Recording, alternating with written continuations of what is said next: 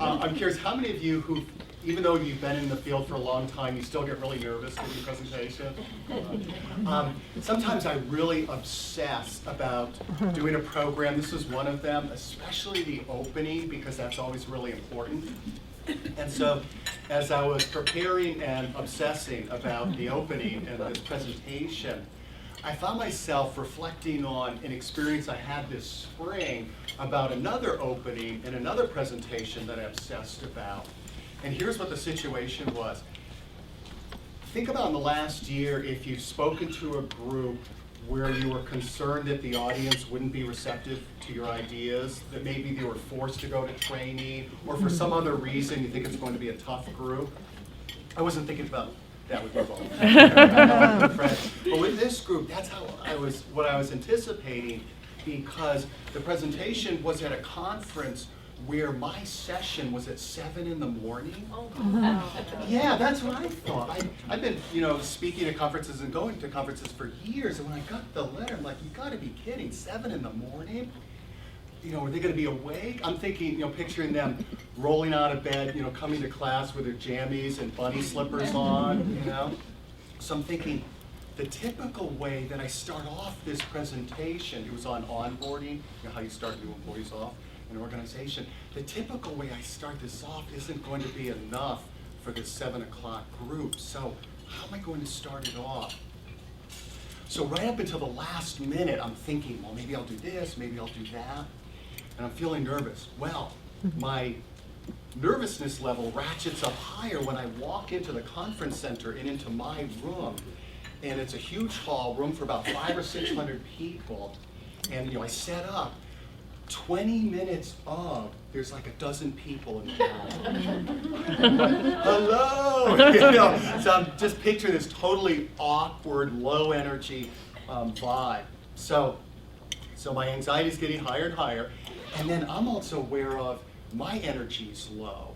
Even though I'd gotten up really early, worked out, slugged down a cup of coffee, I was feeling flat. So I ran out of the room, found the Starbucks in the conference center, slugged down 3 shots of espresso, get some rocket fuel going. I run back up, now it's 5 of. So talk about cutting it close, and the volunteers, I think we're about to send out an APB on me, they're getting a little worried. And as I walk in, the place is wall to wall, totally filled up. People standing room only, like okay, a different kind of pressure. So as I walk on, this is the story that I started off with. Now, since this is a program on storytelling, I'd like you to hear it both as simply a listener, but also with your trainer speaker lens to look at and listen, why did I tell this story? What do you notice about this story?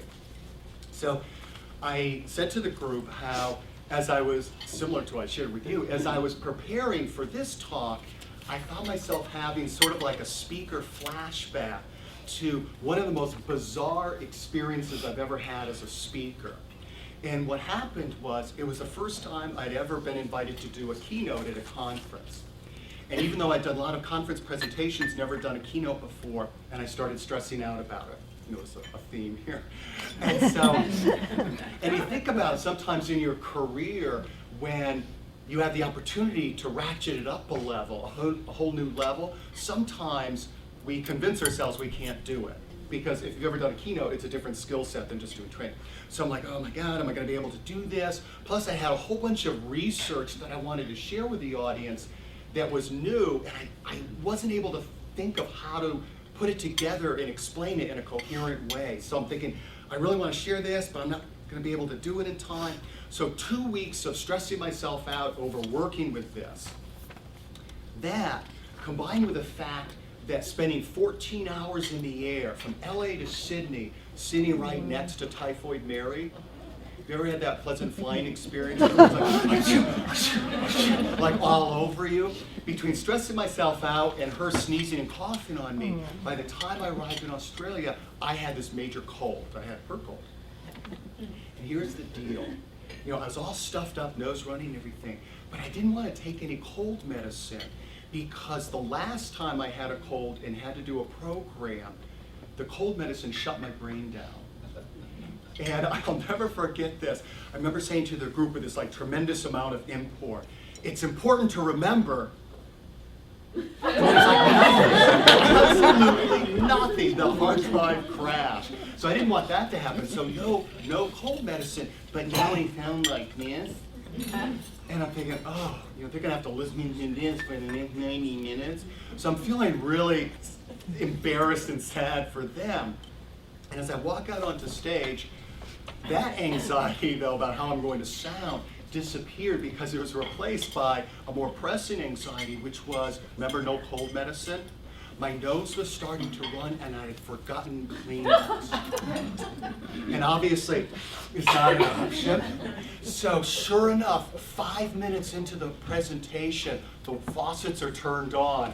I need to do something here. So I figure, this is a good chance for people to break up into small groups and discuss anything. I don't really care at this point. So I come up with a somewhat relevant topic, and I run off, look for a bathroom, find the bathroom, blow my nose, blow my nose, blow my nose, blow my nose.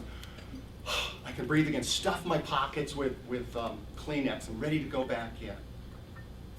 I wouldn't have been so ready to go back in if I'd realized the whole time I was blowing my nose, my wireless mic was on. Now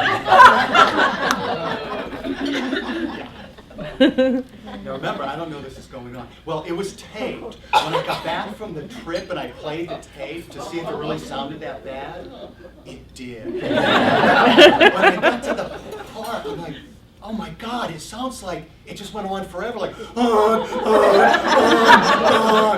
and the image that I got was this flock of monster geese. And so as I walk back onto stage, I'm like, hi, I'm back. And I get this major round of applause. And I've heard that Australians had a droll sense of humor, so I just, wrote it off Australians. Until somebody blurts out, hey, did you know your mic was on? Gulp. Of course, I'm thinking, did I just blow my nose? Unfortunately, yes, that was the case. So I think that's the most bizarre experience I've ever had as a trainer. So I shared that with the group, and I mentioned to the group that if you see me walk out with the mic on, please tackle me. Okay, stop me before I do that again. Okay, I'm going to stop. Here's what I want to ask you to do. At your groups, 3 or 4 minutes to share what your observations were. Why did I share that particular story? And what did you notice, anything about the telling of the story? Okay? So 3 or 4 minutes, and then we'll come back together as a group.